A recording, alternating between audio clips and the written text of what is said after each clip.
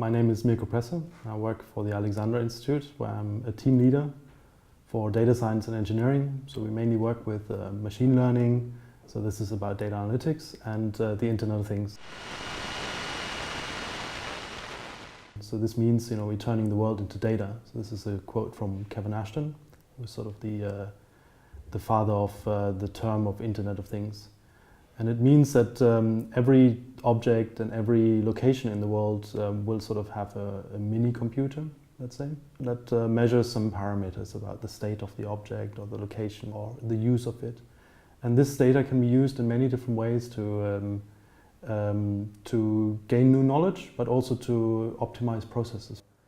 Bigger projects that are happening now that are really starting to change the world are the network companies. So you have these, for instance, transport network companies like Uber or Lyft or Bridge. They can adapt certain parameters about their mobility service based on how people are using the service, and they're measuring that in real time.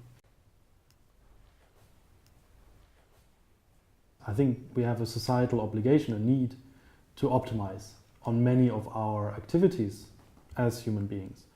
The issue that is there is that, what do you optimize for?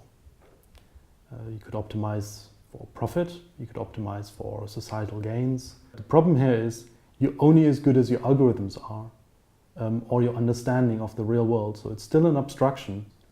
And how do you learn about this human behavior in the algorithms? That's, I think, still very, very difficult. There was this article, it's called From Horsepower to Horsepower. So one being the horse powering everything and the other one being, of course, the car.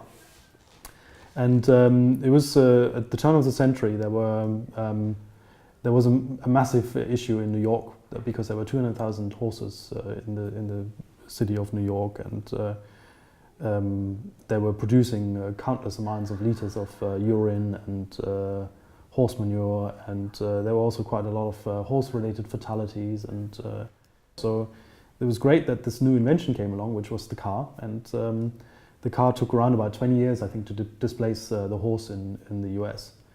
And if you look at the cities that were built after this, they're all built for the car.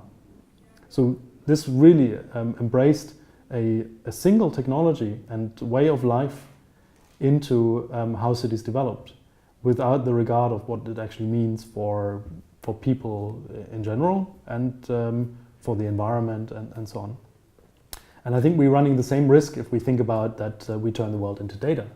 So if we turn the world into data and we embrace that into cities, what does that mean for maybe not its infrastructure, but maybe for the people?